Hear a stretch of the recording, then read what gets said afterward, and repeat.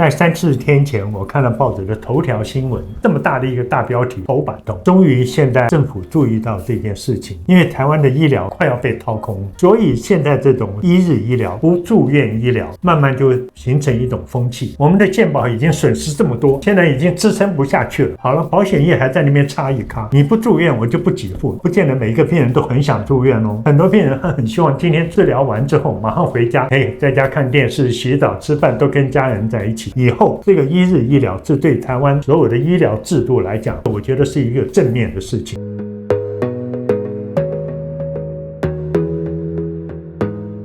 刘教授妇产科诊所成立大概已经4年多了。实际上我们当初为什么会成立这个诊所，专门治疗妇科疾病，当时我心里想的一点就是，实际上我发现很多手术不需要住院，很多住院病人是假住院。为什么是所谓假住院呢？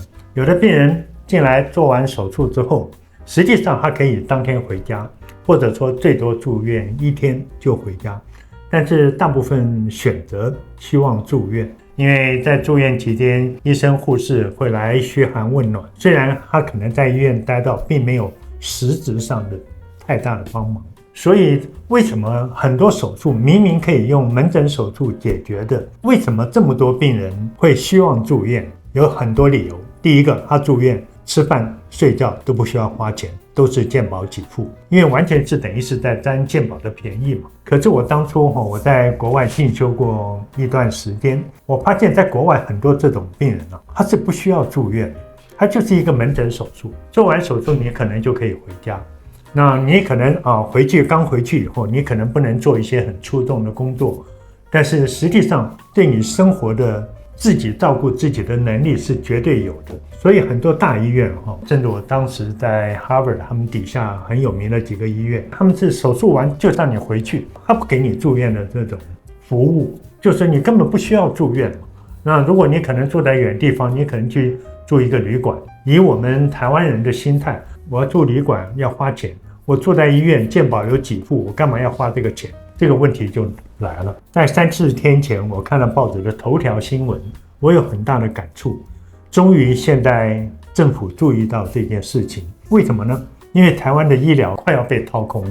大家知道台湾的护理师是严重缺额，大概3000到5000人。3000到5000人是很多的，因为医院要靠护理师才能够营运。很多医院，就我认识的一些医院，他们现在是关病房，甚至他原来有2个开刀房的，关了1间开刀房，因为开刀房也要护理师，所以当护理师不够，甚至麻醉护理师也需要。当这些人员不够，他只好缩编。好，病房要缩编，因为病房要有护理师照顾。那开刀房需要护理师服务，也有麻醉科医生的服务。如果缺额缺得这么严重，他只好关起来。那关起来是谁损失？是整个台湾民众的损失。所以现在这种所谓的一日医疗、不住院医疗，慢慢就形成一种风气。明明这在国外已经是行之多年的，但是我不知道为什么台湾的一些医疗政策拟定人，为什么等到护理师缺额缺到这种程度，大家才想到这个方案。他什么病人，他只要有缴了健保费，他就认为我只要住院，健保就要负担我所有的一切。因为健保给付大部分，长期以来健保将来支撑不下去。现在最严重的问题就护理师的缺额问题。护理师缺额你从哪找来？你不能从国外找护理师吗？不行，现在台湾不可能。大家讲的什么排班，一个护理师只能照顾几个病人，护理师学会也有他的要求啊。我一个病人我不能照顾这么多，我一个人只能照顾6个人，然后我的能力已经超过我的负担，然后这些都要轮流替代。所以我是觉得现在台湾已经终于发现有问题了。这么大的一个大标题头版头，现在要推行一日医疗。所谓一日医疗就不让你住院，因为台湾老百姓真的是被养焦了。我什么手术我都要住院。我觉得最糟糕的是保险业，保险业很多时候如果你今天不住院，他不给付。我在想，你保险业哪有那么大权力啊？你保险业你现在等于要左右台湾的医疗业了吗？对不对？我们现在已经缺额缺得这么厉害，我们的健保已经损失这么多，现在已经支撑不下去了。好了，保险业还在那边插一咖，你不住院我就不给付。好了，现在金管会登上保险业了。我要求你非得给付不可。我今天是医疗，我有缴健保，我不管一日医疗还是住院医疗，你都得付费用，不然他当初买保险的目的在哪里？现在好了，他说你不住院我就不给付，还有买保险，你保险有什么权利不准他用一日医疗？你知道，不见得每一个病人都很想住院哦，很多病人很希望今天治疗完之后马上回家，在家看电视、洗澡、吃饭都跟家人在一起，本来是很好的事。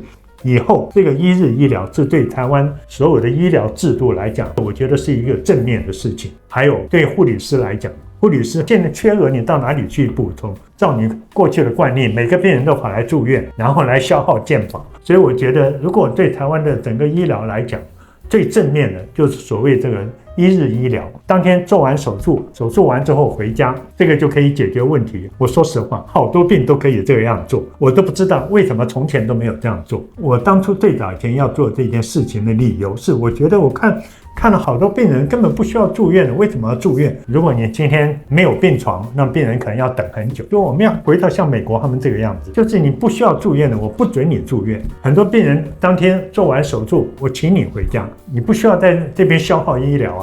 对不对？我医院这些病床要给那些更需要的病人用。我们台湾我看了很多病人啊，你要叫他，你说今天可以回家了，他说我家人哪一天有空才能来接我，以后不应该这个样子了。医院是给真正需要的人使用，这是我的想法。其实我们当初成立这个诊所的目的也是这个样子。很多病人我明明看了，我觉得都很好，像种田子宫脱垂，像什么尿失禁这些手术，我说实话，在我们成立这个刘教授妇产科诊所以前，全部都住院，有时候一住就3天。有时候6天，有时候7天，所以这是不应该。我们在这4年下来，我发现运行的非常好，一点问题都没有。病人都是早上高高兴兴来，前一天我们只是了不起抽个血，前一天12点以后进食，然后手术，手术完我看大部分病人，包括子宫脱垂很严重的病人，尿失禁很严重的病人，我发现很多病人10分钟之后就回家，就下楼梯回家了。当然这个就是有一点要求，就医生的能力要增加很多，医生也要求自己，国家的医疗要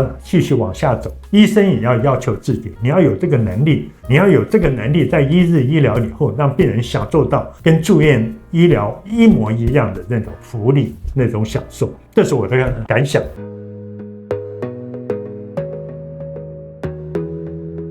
如果大家喜欢这段影片，可以跟你的朋友分享，然后甚至收藏，甚至提出任何问题。将来我们会找一个机会，把所有的问题收集起来，拍成一个完整的影片，回答每一位朋友的发问。